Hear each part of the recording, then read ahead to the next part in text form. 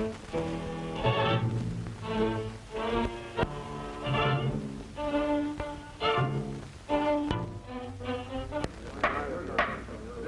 will now come to order.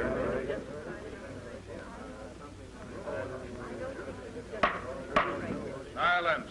Silence in the courtroom.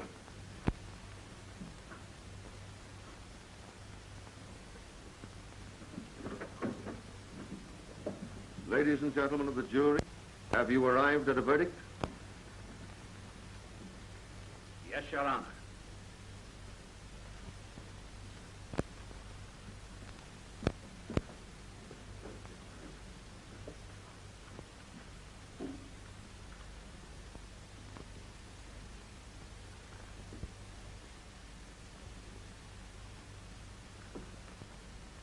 The defendant will rise and...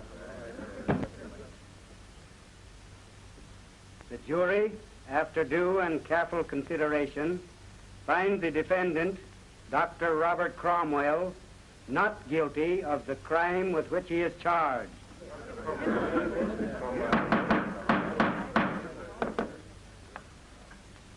The court feels that it is the high office of physicians and surgeons to preserve life, not to take it. Defendant dismissed.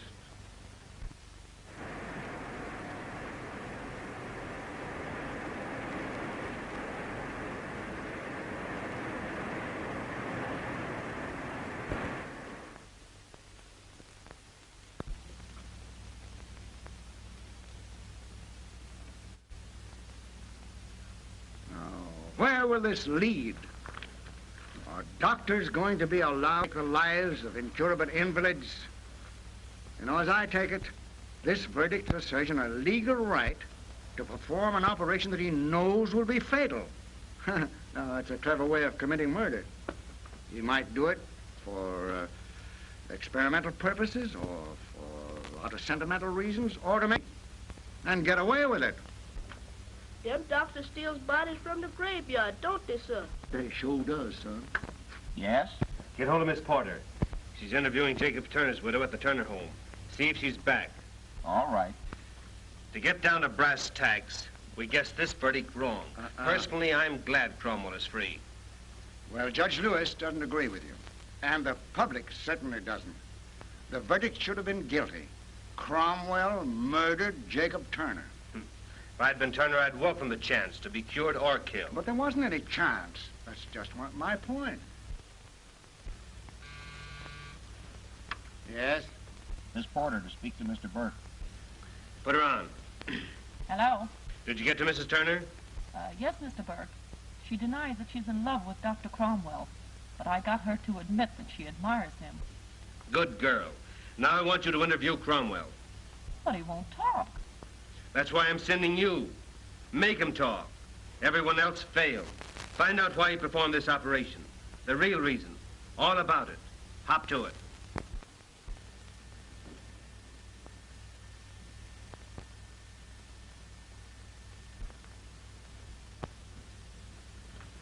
I hope Dr. Cromwell comes in before Dr. Lucas. I'm dying to see him.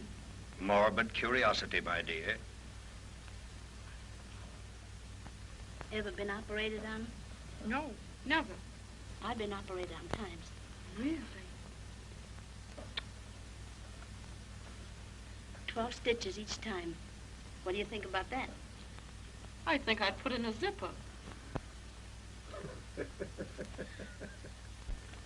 afternoon, Doctor. Good afternoon.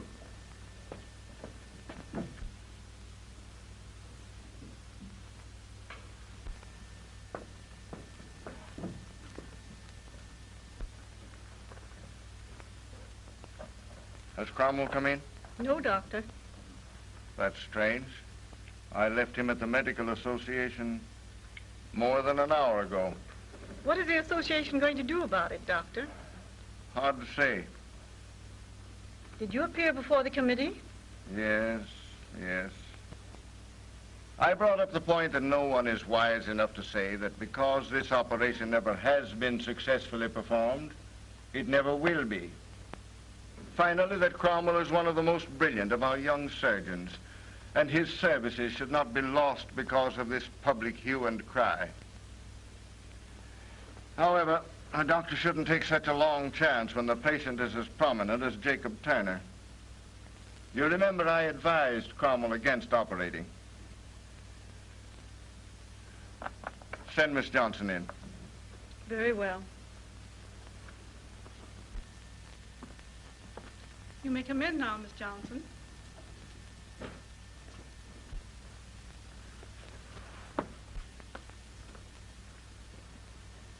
Oh, miss, can you tell me when Dr. Cromwell will come in? I'm sorry, but I can't. He's at a meeting of the Medical Association. Well, are all these people ahead of me? To see Dr. Cromwell. Oh. I wonder if there's a private phone that I could use. May I use the one in here? Why, yes, certainly. Thank you.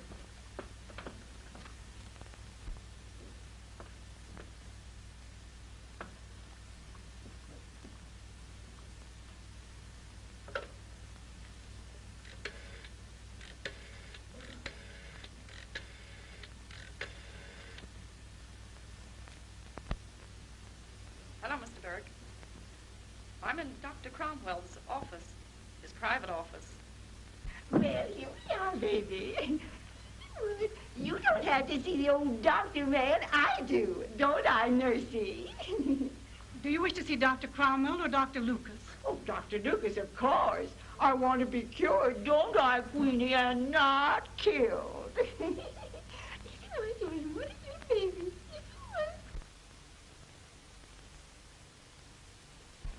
Good afternoon, Doctor. Oh. Would you sit down yes, there, I please? will, thank you.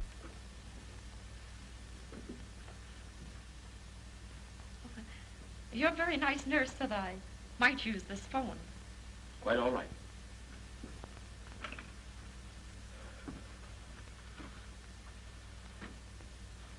How did you hurt your arm? I fell. I was getting out of my car. I see.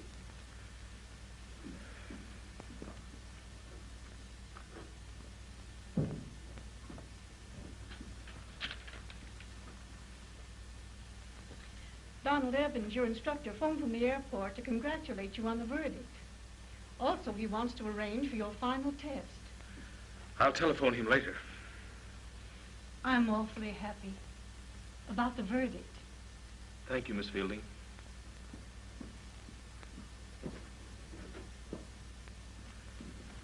Have you had an x-ray taken of your arm, Miss Porter? No, I haven't. But I'm sure it isn't broken. Well, suppose I look at it. Oh, I wonder if you'd wait a minute. I feel a little faint. Certainly. Oh, silly of me. Would you like a drink of water?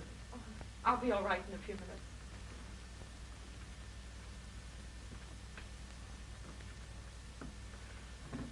Doctor, you seem awfully upset. May I prescribe for you before you prescribe for me? Well, what would you prescribe? Well, when I'm worried, I get rid of it by talking it out of myself. Of course, I know why you're worried. I've been reading the things they've said about you in the newspapers. They aren't true, are they, Doctor? No, not all of them. The newspapers infer that you performed this operation on Jacob Turner because you were in love with Mrs. Turner. I've never been in love. I performed the operation because I believed that it would prove successful. Now you know you're wrong. Oh, the operation was a success, but the patient died. Yes, if you wish to phrase it that way. Well, how is it? Very simply. It was something like this. His left arm was paralyzed. Certain nerves of his face were affected, causing his right eyelid to droop. His condition was caused by a tumor on that part of the brain known as the pons, and it was the opinion of the physicians who had attended him that such a tumor cannot be removed. That is, the respiratory, that which makes us breathe, centers back here, and therefore, under the knife, the patient stops breathing. The result is immediate death. That was and is their contention. But Turner didn't die under the knife. That's my point. He didn't die until 5 hours after the operation had been performed. The tumor was successfully removed. Further, I say the operation was a success because before his death, the nerves of his face showed signs of recovery, and the paralysis was partly relieved. I think I see what you mean. But why did he die? I contend that he died because his vitality had been drained by the length of his illness. Had this operation been performed 6 months or a year ago, I'm sure he would have lived. Well, I think I understand. Someday, someone will perform a similar operation. He'll save a human life. That will be my vindication. I hope so. But I'm wondering, suppose the relation between you and Turner had been closer than patient and doctor. Would you have taken the chance? That's a question I can't answer. No one can say how far his judgment may be swayed by his emotions. Oh, shall I have a look at your arm now?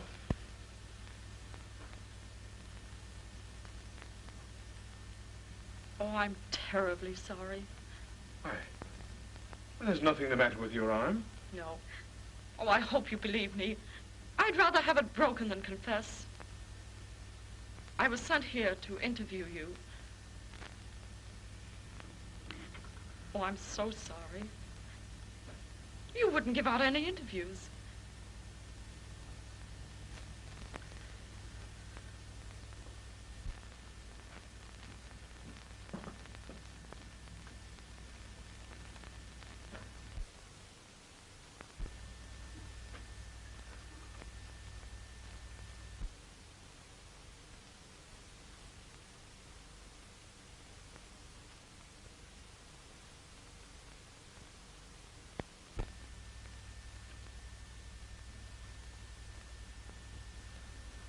Are there any patients waiting to see me? No, Doctor. Didn't I have some appointments? Mrs. Brooks and Mrs. Taylor canceled their appointments. I see. Miss Fielding, I'm giving up this office. Please have my name taken from the door. But, Doctor, the Medical Association hasn't passed on the case. Won't you wait? There's hardly any use waiting. The practice of a physician is based on public confidence. Apparently, I've lost that. You, please see if you can get Donald Evans on the telephone. Very well.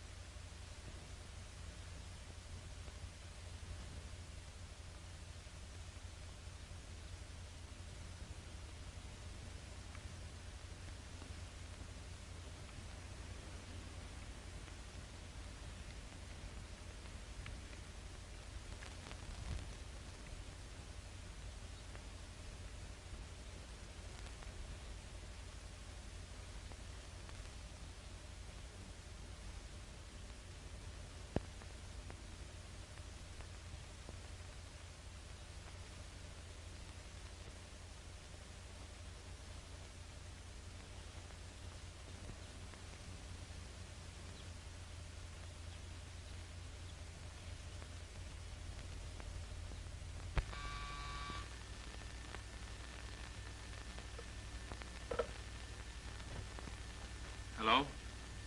Oh, Evans? I'd like to arrange to make my final solo flight this afternoon. Yeah. That's right.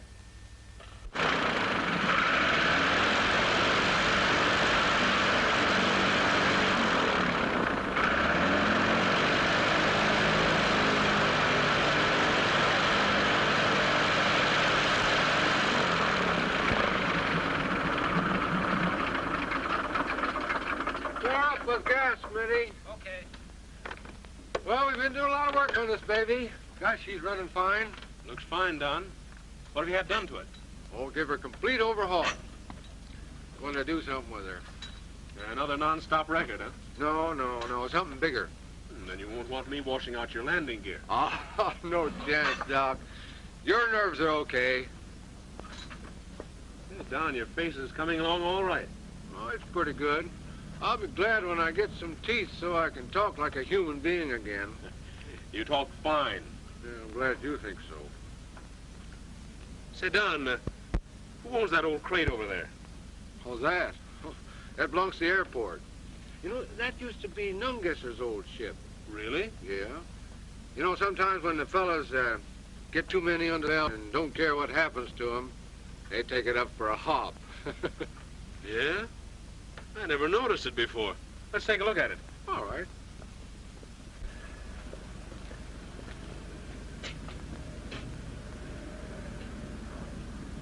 You know, I'd like to try her out. Whatever gave you that notion, Doc? What's that? Hey, whatever gave you the idea of taking this old can out? Well, I'm going to be a pilot. I should be able to fly any ship, shouldn't I? Say, things that bad, Doc? What do you mean, Don? I mean, so bad that you want to take this up and fly the wings off of it. Now, you look here. I've been in the same sort of a fix you're in. I sort of understand the way you feel about it. You know, I was stunning for a flying circus, and I killed a man. They were going to take my license away. Then I jumped into another ship, went up, and broke the existing speed record at that time. Then instead of taking away my license, they were pinning medals on me. You get what I'm driving at, Doc? No, I'm afraid I don't, Don. Just this. Doc, people soon forget. You know, the public's awful fickle. They forget right away. You want to give them something new to think about. Of course, if you want to fly things, it's all right. But I got a better proposition. I've been thinking about it for a year. I've been working on it for the last 4 or 5 months. Now I'm about set to go. In fact, I'll be shoving off in about a week or so. Look here. Take a look at this map. It's a Tokyo flight. You see, we start from here, go up across here into Alaska, and then follow this line right down the Aleutian Islands into Japan. I've got to have somebody go along with me. How about it, Doc? By George, I'll go. A new land. It'll be a chance to start all over again. Great. You've taken enough navigation under me. You can help me out on the navigation, you see? Now,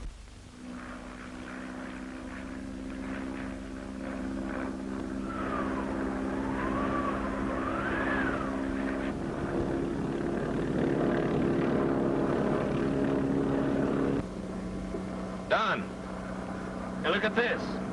This means I'll have to find a new land and start all over.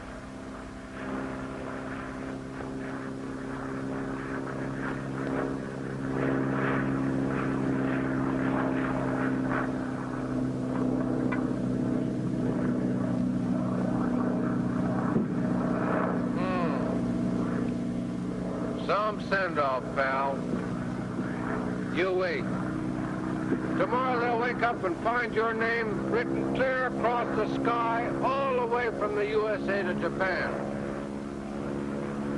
You'll feel just as cheap as I did once when I was in Paris during the war. A Frenchman tried to get into a cab that I just hailed in the curb, but I beat him to it and I got in first. Then I give him the raspberry. You know, the next day I was presented to him for the Croix de Guerre. He was the president of France.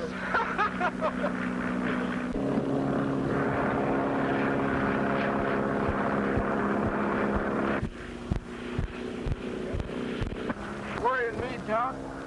First is, what new land are you going to? I haven't decided yet. What else is worrying you? What's in that black bag that you brought along back there? Well, what would you guess?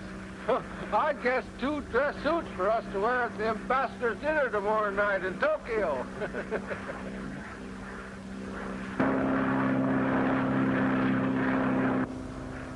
Gosh, Doc, it's getting thick as the devil. I can't seem to get out of this. You see any good place to land down there? I've seen better landing fields.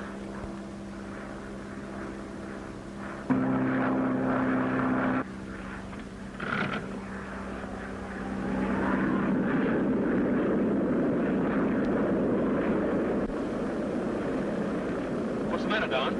Ice. See, it's getting on the wings. If we don't get out of this, we'll be forced down, sure.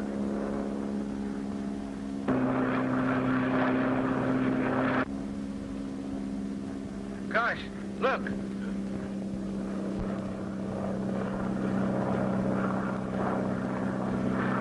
Look, gee, we're going down fast. Sure are. I can't seem to hold her up. She's just squashing like everything.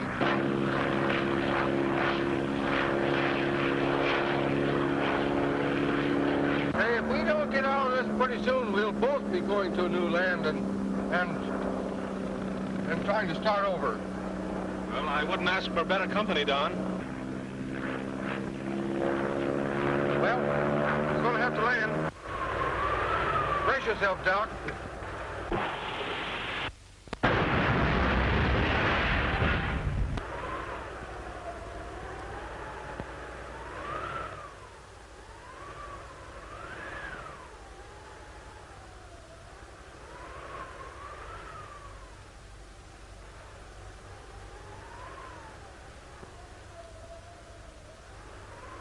Heavens. Todd. Are you all right? Evans.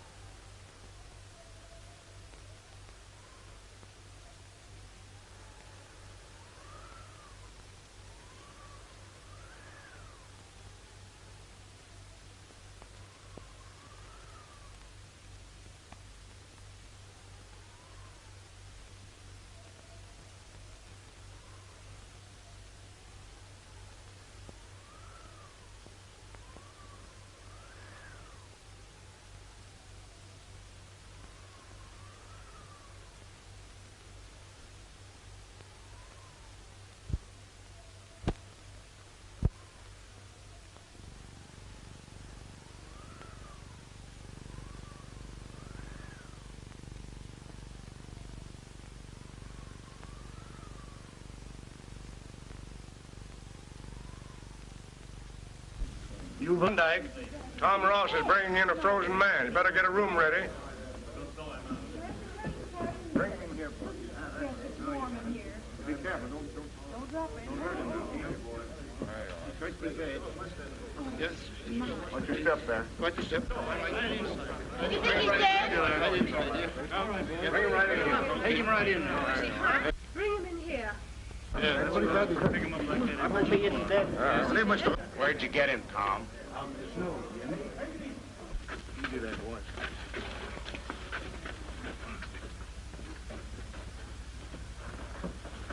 Just a minute, boys. Don't come in, please.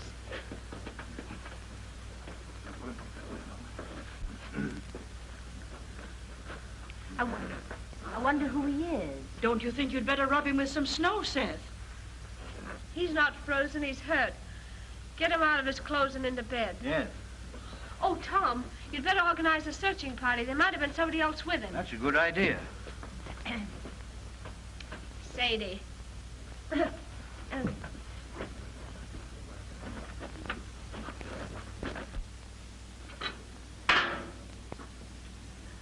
Gee, Jim, I didn't mean to neglect you so today, but I've been kind of busy and worried.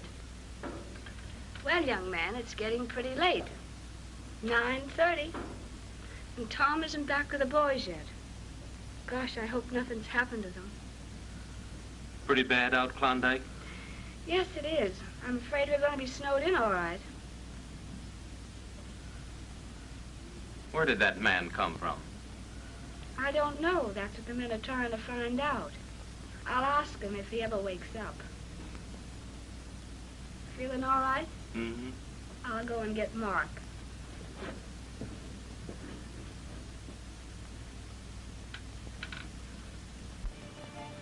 Mark, it's Jim's bedtime. Mark. Well, I'd hate to be sick and depend upon you to stay awake. What time is it? It's 9:30. No wonder I went to sleep. Boys come back yet? No, and I'm worried. You better go and put Jim to bed if you can get him to go before the news item comes on. I'll stay and watch.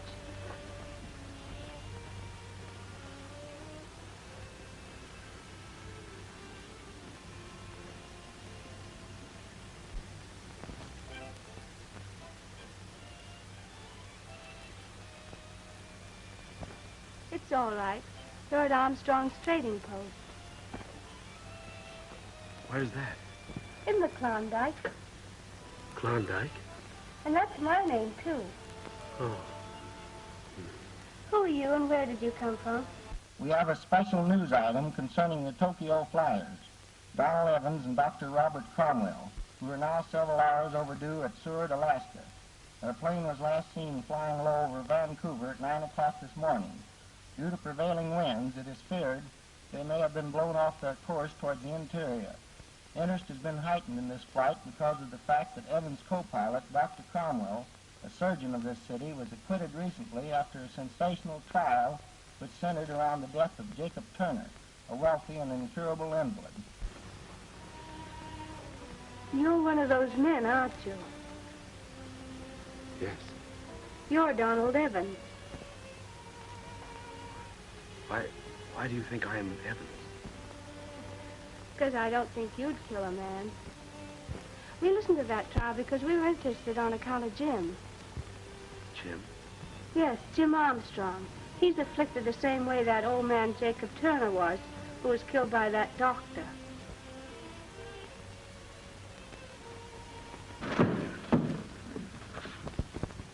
Oh, they're coming back. Who? The searching party. Found an airplane smashed to pieces, half buried in the snow. There was a man in it, dead. We did what was necessary. No need of bringing him in. There were two of them. One was Donald Evans. He's the one's in there. The other, Dr. Cromwell. I'm glad. I'm glad he's dead. He killed that old man, and now he's dead.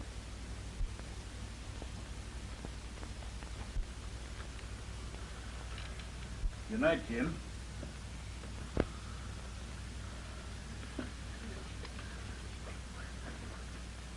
And the President has agreed to meet the Senate Committee Monday at 2 p.m. from San Francisco. All hope has been given up for the Tokyo Flyers, 6 days having elapsed since they were last seen flying low over Vancouver. The next news broadcast will be at 9:30 p.m. You know, it gives me the creeps to hear those news items. And with no way of letting the world know that you're here and Dr. Cromwell's dead. Yes, I know. I just heard the radio. How long will it be before we can get word through? Oh, maybe a week or two. You know, 6 days of sleet and snow. I guess you brought it with you. There you are. Thank you. Won't you sit down? No, I haven't had a chance to talk to you really yet. All right.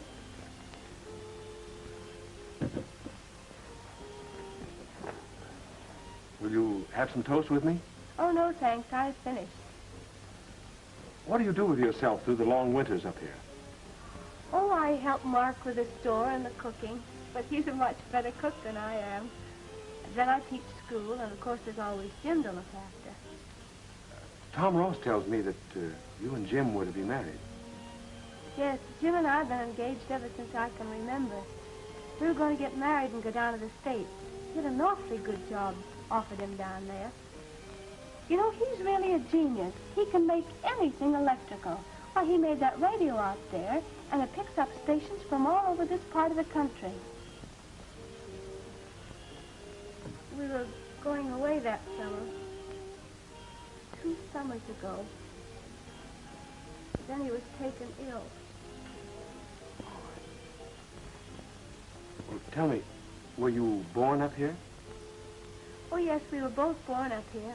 Our fathers were partners, so we were practically raised together.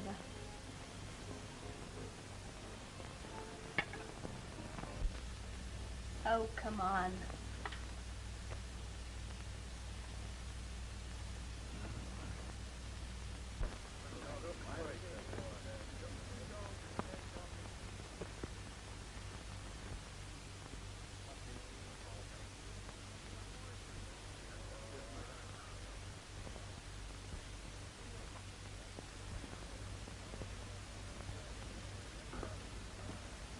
Well, shall we start another game? Not a game. You haven't beaten me yet. I'm going to jump 2 of your men right now. Oh, I suppose that'll end it. Certainly it will. My, isn't that wonderful? Well, how do you like the looks of this? Say, that isn't fair. Oh, why don't you use your eyes? And you're the little girl that always wanted to go to the States, eh? Oh, I wanted to go until Jim took sick. But this way, of course, I wouldn't leave him. Suppose he were cured. Why, then we'd get married. Oh, I see. How about this nice lollipop? Well, haven't you got any 6 for a penny? Well, we've got this kind. Now, what do you want 6 for a penny for? Well, 1 for Jean and 1 for Mama Claudette. Uh-huh, that makes 2. 1 for Jean and 1 for Papa Claudette. That makes 4. There. 1 for Jean and 1 for you. For me? Oh, dear.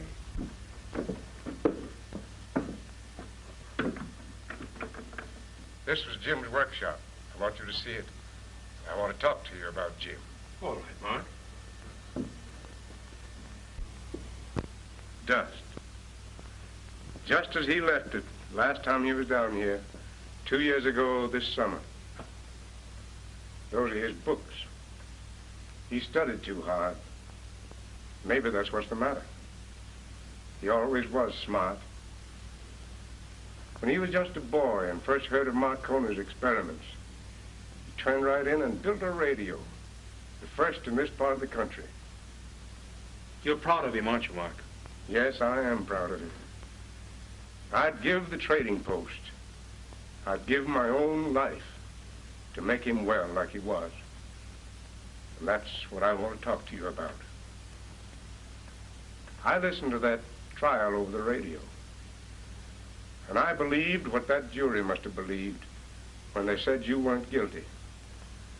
I felt that you must have believed there was a chance to save that old man's life. What I want to ask is there any chance to save Jim's life? The chance is very slight, Mark. But there is a chance. Yes, if the operation is performed soon enough. But I can't perform it. The boy isn't any good to himself, and he's fast growing worse. I've got to see him day after day, dying in front of my own eyes. And you are a doctor and won't do anything about it. Don't you see, I haven't any right to practice here or any place else. I'm Jim's father, and I ask you to do it. I'll stand the consequences. Mark, you don't understand. You can't stand the consequences. If I should operate on Jim and he should die, I'd be a murderer. I haven't any right to operate on anyone. He wouldn't die. You know you could cure him. I can read it in your eyes. Yes, Mark, I believe I could, but my hands are tied. I don't know how to say things except straight. You refuse to operate, and I'll tell you why. I've been watching you day after day with Klondike. And if Jim was cured, she'd marry him. Ain't that the real reason you won't operate? No, Mark, that has nothing to do with it. I think it's got a lot to do with it.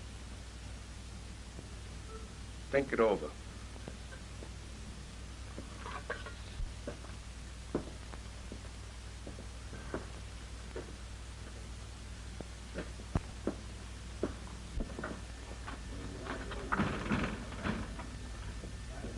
Why, Sadie. Well, are you? Well, do you look grand? Don't like it. Why, what's the matter? I came to see that doctor. I've got a terrible throat. I can scarcely talk above a whisper. Oh, now, that's too bad. Well, let me see.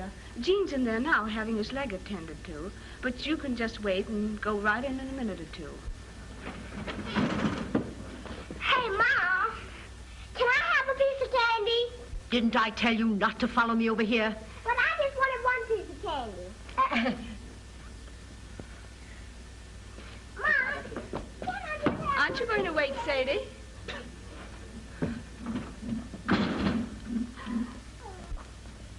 What's the matter, Mark?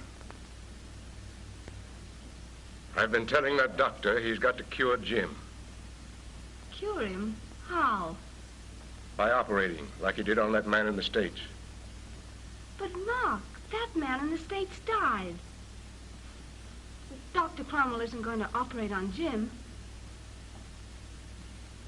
You're not in love with Dr. Cromwell, are you, Klondike? Why, Mark, what do you mean? Suppose Jim was cured. You'd feel you'd have to marry him, wouldn't you? Why, I'd give anything in the world to see Jim well again. Then you'll do what I ask. If he isn't cured, it won't be your fault, nor his. And Jim will be better off. What do you want me to do? I want you to get him to operate. But, Mark, you don't know what you're asking. Supposing Jim dies. He won't die. He'll get well. All right. I'll talk to Dr. Cromwell. When? Oh, when I get a chance. Maybe tonight. All right. I don't believe he can possibly live 6 months.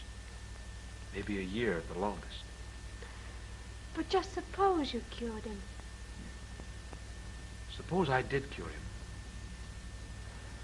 Klondike, do you love Jim? Yes. I love him as I've always loved him.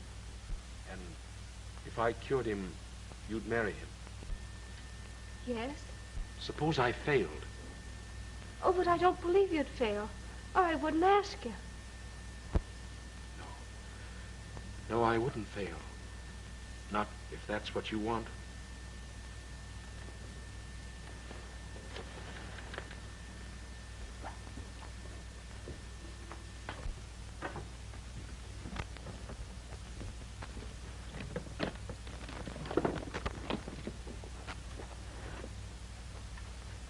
Well, the sooner I operate, the better are Jim's chances of recovery. Then you are going to operate? Yes. Tonight.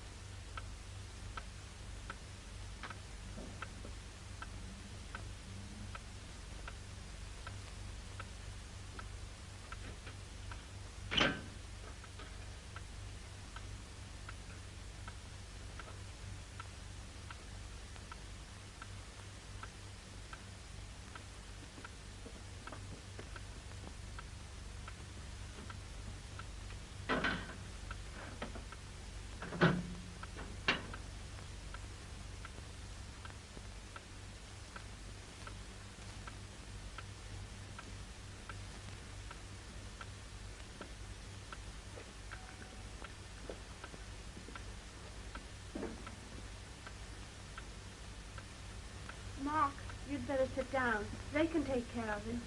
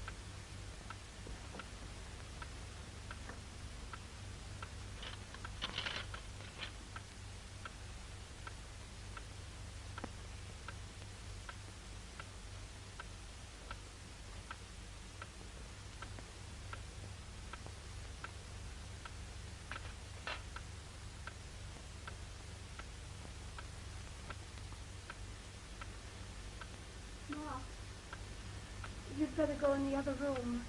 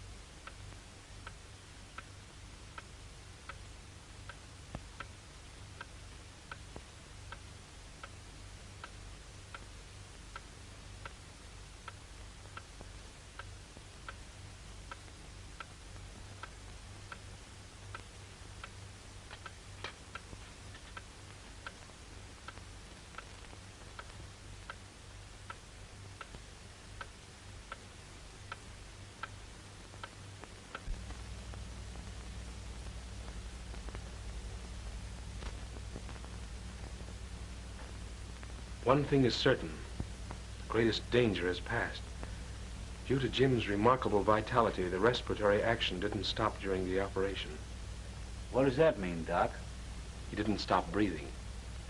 Oh. The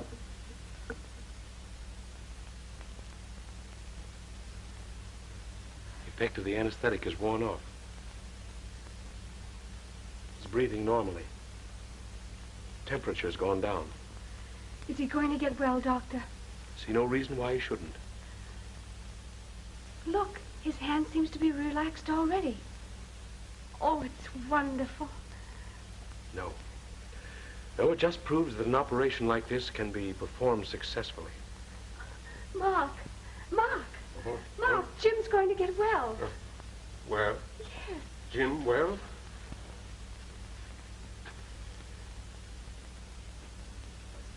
Jim? Shh, quiet. Everything's going to be all right, Mark. Supposing you come and get a little rest now. He's cured, Doctor. Yes, Mark.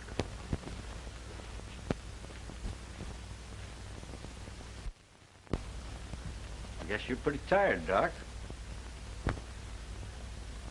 I want to tell you, I never seen a man in a harder spot than you was last night. One slip of the knife and you'd have had what I reckon you want more than all the gold in the Klondike. What do you mean, Tom? Oh, I ain't blind, Doc. And there ain't no man that's ever seen Klondike that could blame you.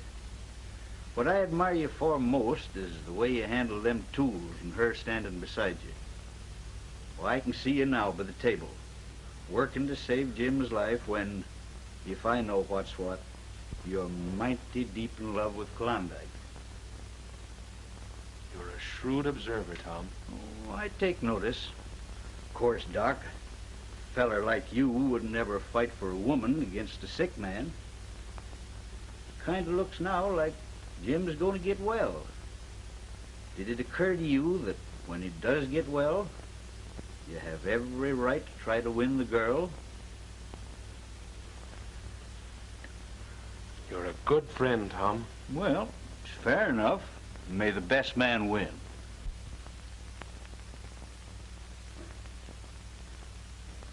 Jim, you're awake. Doctor. Well, how do you feel?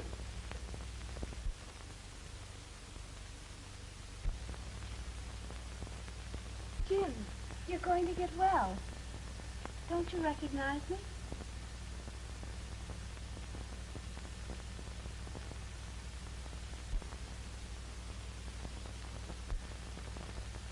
Jim, speak to me. Say something.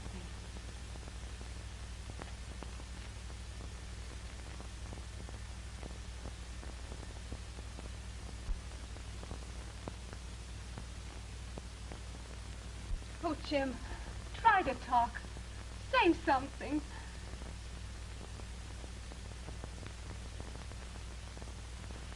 Oh, Doctor, he tried to talk, but he can't. This is something I don't understand. Part of the brain I operated on has nothing to do with the power of speech.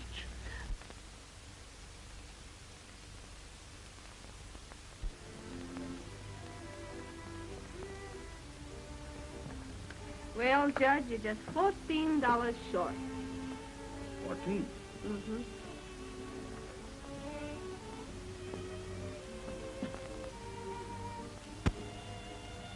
Last grain I've got. Well, I reckon, Klondike, you'll just have to take back those blankets over there. Yeah. You'll be needing all the blankets you've got.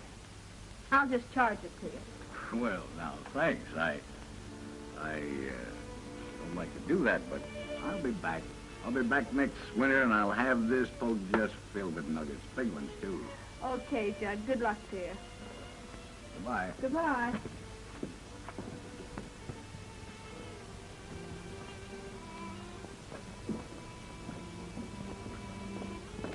Where's Mark? It's Jim's bedtime. Why, he's in the kitchen.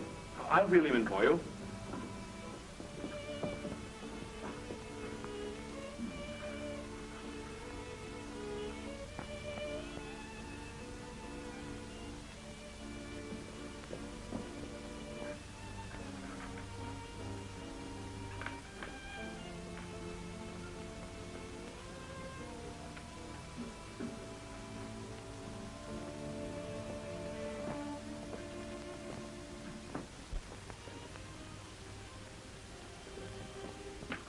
I'll take him in, Klondike. All right.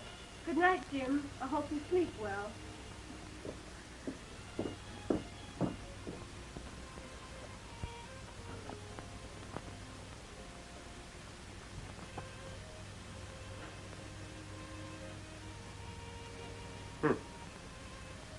Wonder who unfastened that door.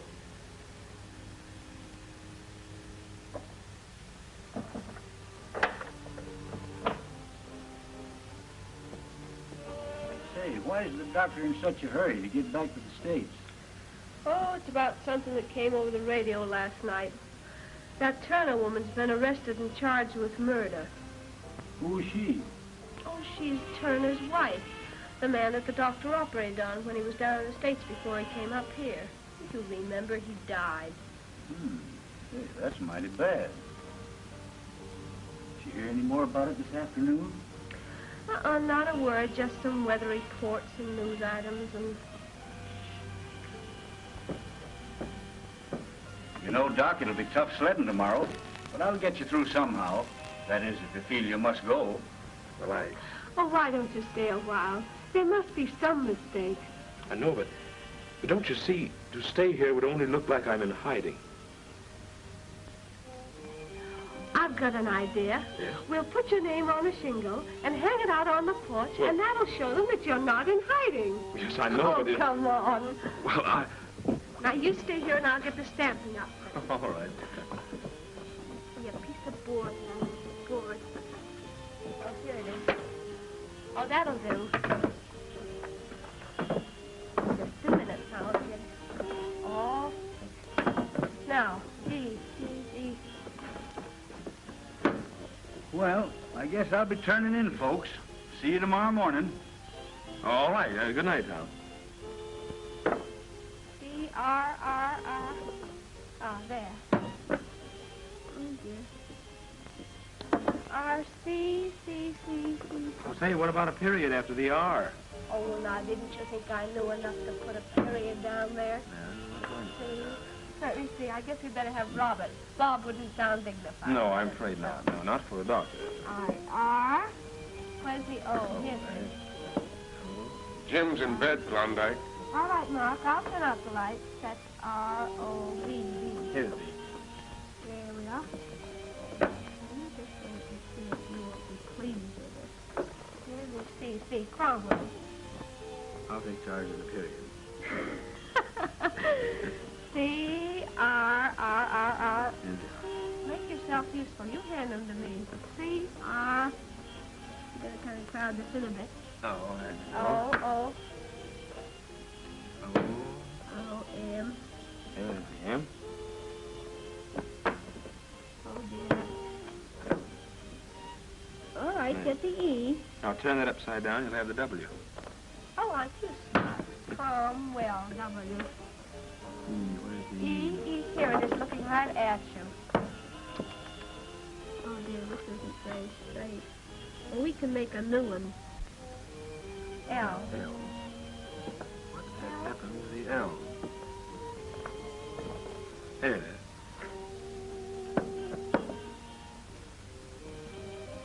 Yeah, I'll let you finish. All right. There, just about made it. It's a little bit crooked, but not bad. That's fine. Gee, I hope you don't have to go. I don't want to go. Well, I guess we better hang it up anyway, huh? Yes, I guess we better. We have a special news item about the sensational Turner case.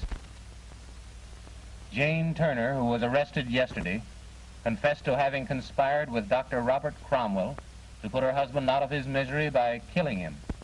Although it has been believed that Dr. Cromwell was lost during an attempted flight to Tokyo, the authorities have learned that the flyers crashed in Alaska and that the doctor is there in hiding. We'll return you now to your local stations. It's a lie. Why, you couldn't have conspired to kill anyone. That Turner woman must have gone mad. I'll have to get back to the States as soon as possible. Why, how do they know that you're here? Not even the mail is gone now. Such things always leak through some way. I must leave the first thing in the morning.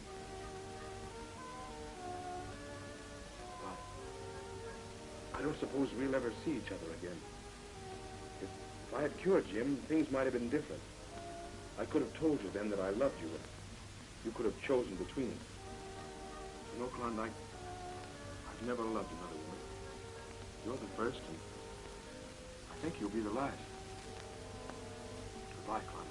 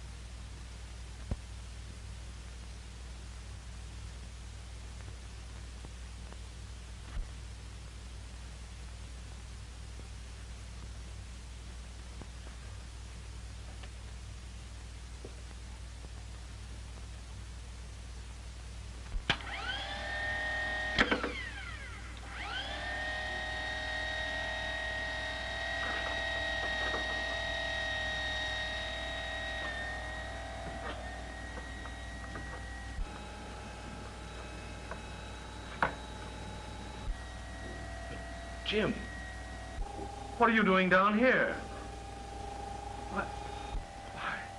Why, you can walk. Here, let me see you. Why, you look fine. Like eyes. Yeah, I can walk, and I can talk, too. I've been doing a lot of talking lately, over that microphone there. What? I don't understand. I wanted to get rid of you. Came near working, too. Tomorrow, you'd have been gone. You mean to tell me that you've been faking all this time? Sit down, and I'll explain it to you. Here, read that. No, read it out loud. See if it can sound familiar.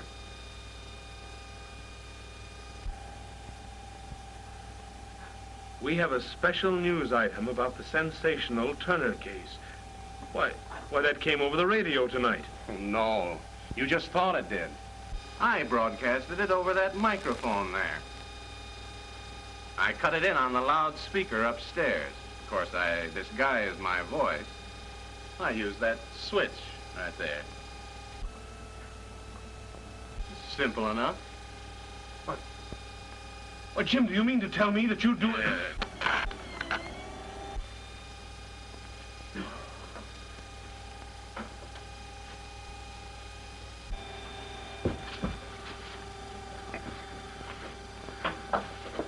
There were only two ways of your getting Klondike. One was killing me, but you didn't dare do that. They'd have hung you for murder. The other was to cure me, and then win her. So you cured me. It wasn't for me that you did it. It was so that you could take her away from me. I gave you fair warning to get out. I didn't give you enough juice that time to hurt you. Just a good jolt.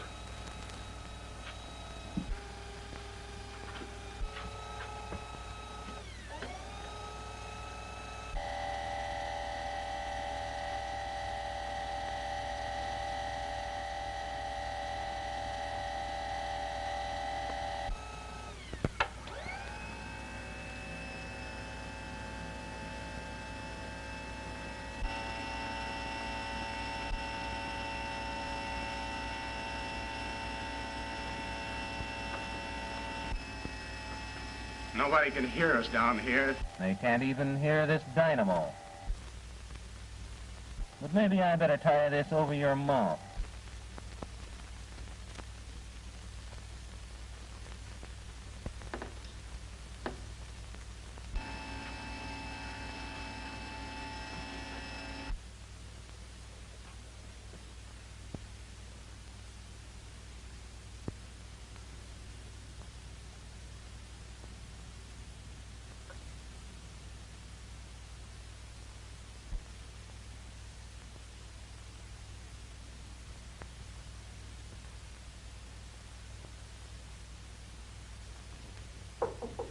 Are you still up, Doctor?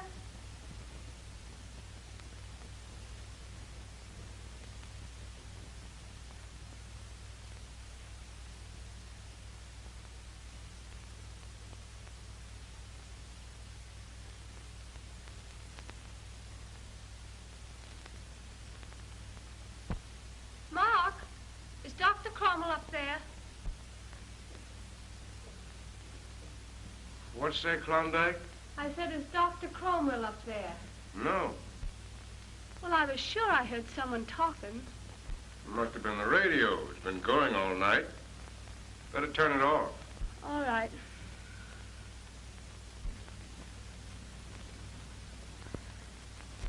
When they find you, I'll be in bed. Not able to walk. Not even able to talk. I'll get well gradually. They'll think you came down here to my workshop and accidentally electrocuted yourself.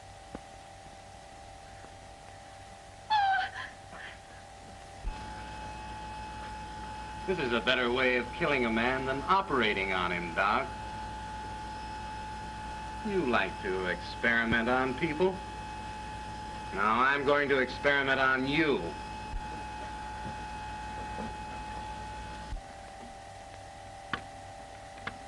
Jim, open this door! Jim, open this door, I tell you! Jim, open this door, I tell you! I know what you're doing! I hate you! Jim! Jim!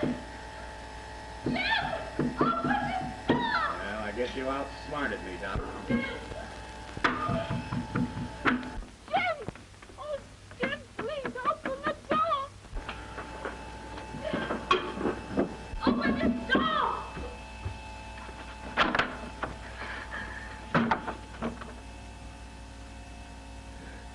Jim, have you gone mad? Jim, you can walk. Jim can walk, Doctor.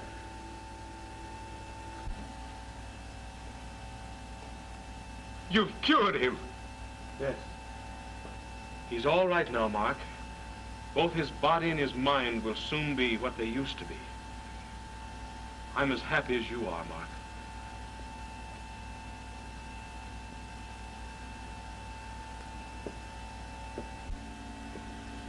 I'm happy, too.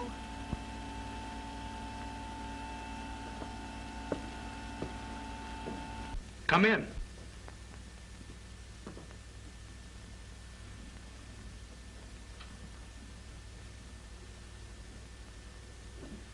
I wouldn't believe it was broken even if you showed me an X-ray. I want a story and I want to congratulate you. Oh, it was splendid the way you put it before the Medical Association.